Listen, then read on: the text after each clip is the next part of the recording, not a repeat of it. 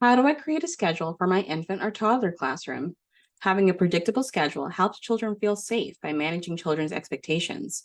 Schedules also allow teachers to have a big picture approach to planning a varied mix of learning opportunities on the agenda every day.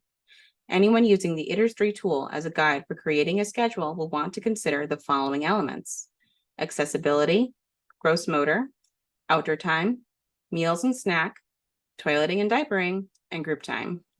If you're being observed using the ITERS, observations take place within the first 3 hours of the day when the majority of children are present.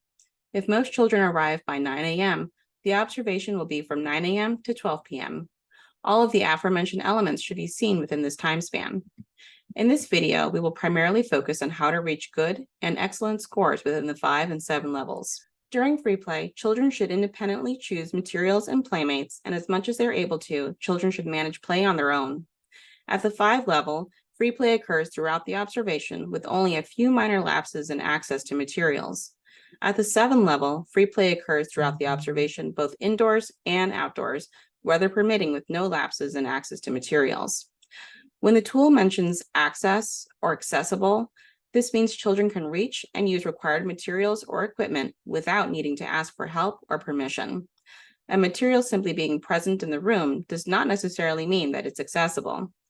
This looks different according to the age of the child, but one common theme with all infants and toddlers is that if they're awake and ready to play, they should be able to be on the floor and have access to materials. Weather permitting means children should go outdoors almost every day with appropriate clothes. The only times weather does not permit children outside are when there is active rain, sleet, snow, or hail, when there is a warning of extreme hot or cold weather, or when there are public announcements advising people to stay indoors due to high levels of pollution. The schedule of a non-mobile infant who cannot sit up unsupported looks like a mix of sleeping, routines, cuddling, holding, and introducing toys to children throughout the day. For this age group, since they're still unable to reach materials on their own, you will need to bring the toys to the children to create opportunities to be engaged. These children should spend little to no time in restrictive furniture, not in bouncy chairs or exercisers, not in cribs unless asleep, not in meal chairs unless they're eating. Infant schedules will be individualized. They will sleep when they're sleepy, they should eat when they're hungry, and they should be diapered when they've gone.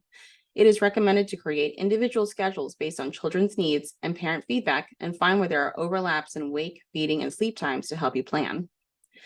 The schedule of a non-mobile infant who can sit up unsupported looks similar to a non-mobile infant who cannot. However, at the 5 level, there are some lapses, but most of the time should be spent with materials.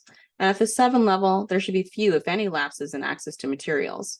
Remember, these children still depend on you to bring them within reach of materials. Toddlers and 2s. At the 5 level, there are a few short lapses, but generally, children can reach and use materials. And at the 7 level, there's no lapses in a child's ability to reach and use materials unless they're involved in another activity they enjoy. You can reduce the number of lapses and access by ensuring that children are not forced to do things that they don't want to do, and by providing choices. Toddler schedules may find more synchronization, but they should still be created with individuals in mind. Art for children should be offered to 18 months and older, with some lapses in accessibility at the 3 and 5 level, but no lapses at the 7. Additional scheduling components for all infants and toddlers. Gross motor should be at least 30 minutes long for good or excellent scores. Toileting and diapering should be offered and or checked every 2 hours. Meals and snacks must meet children's individual needs. All children should be fed at least once during the 3-hour observation, and offer water between meals and snacks. When it comes to group play activities, whole group gatherings are discouraged in quality infant toddler programs. Limited, short, small group play experiences may be offered, however, children should never be forced to participate. Allow children to leave the activity to go to an alternate supervised activity, or stop the activity altogether if you see waning interest. If you do not hold group activities, this section is scored NA and does not count against your score. Additional tips. Be consistent yet flexible. Schedules change as children do, and we should be mindful of each individual's changes. Follow children's interests and know when to move on to something else. Be intentional in your routine planning. Don't take 10 children to get diapered at the same time.